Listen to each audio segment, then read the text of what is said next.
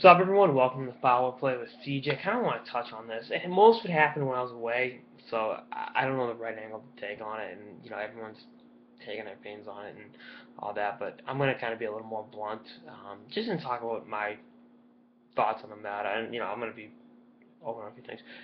Adrian Data and Steve Lepore both let go from their respective jobs at the Denver Post and Awful Announcing, essentially for sexually harassing women. That is what they got let go for.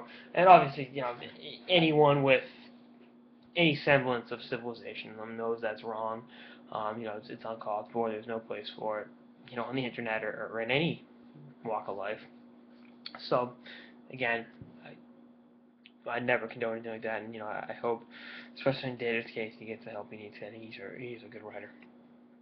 But that's in handle. His work as a hockey writer is secondary to his role as a member of society, and you can't be acting like that. You can't make women feel threatened in a predominantly male-dominated industry. I just think it's hard enough for female hockey fans, writers, bloggers, analysts, what have you, to get in as it is, and with the good old boy mentality, and to put them down like that, it's just it's awful, and hopefully that allows other victims of harassment to come out and really expose the perpetrators and get society going in the right direction.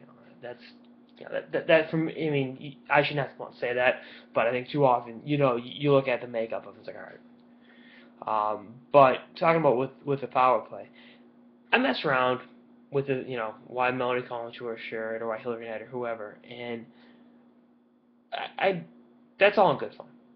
I shouldn't have to say that either. And the women that get the pieces know, and they all think it's funny.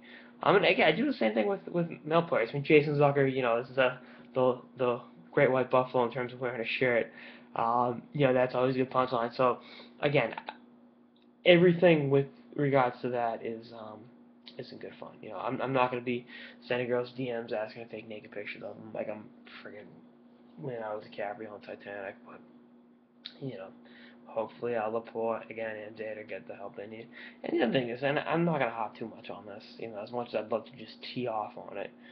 Lepore and Harassment, the Mooney situation was 6 months ago, but they're both vehemently anti-Barstool Sports, and I'm a huge Stoolie. Even if I didn't have the power play, I'd read Barstool every day. Is it smart and politically correct? Yep, it is. But it gets me through the day. Getting a couple chuckles out of it, and I I don't feel like I'm objectifying anyone or putting any gender or whatever down. I just think I'm getting a good laugh out of it. And the bottom line is, the hockey writers I think, do a fantastic job. Rear Admiral for the Bruins is awesome. Chief in Chicago does a fantastic job. Obviously, Jordan in Philly. They all know this stuff, and they're all, there's a good degree of, humor in their writing. And I, as someone who likes to get a good laugh and loves hockey, you need that. And I think that looking at the just labeling Barstool Sports like that is wrong.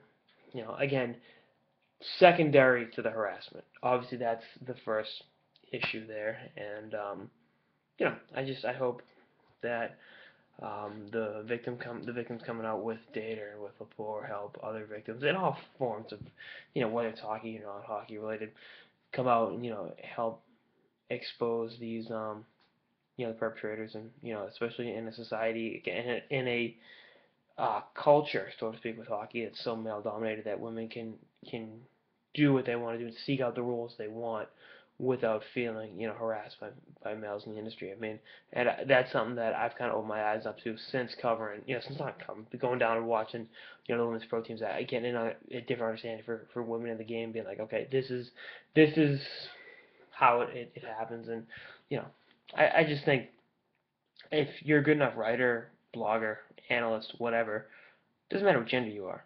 You should get a fair shake. So, that's just my 2 cents on the matter. Maybe I'm a simpleton, but yeah, I've been called a lot worse. That's on episode of the Power Play with CJ on the hockey Twitter fiascos.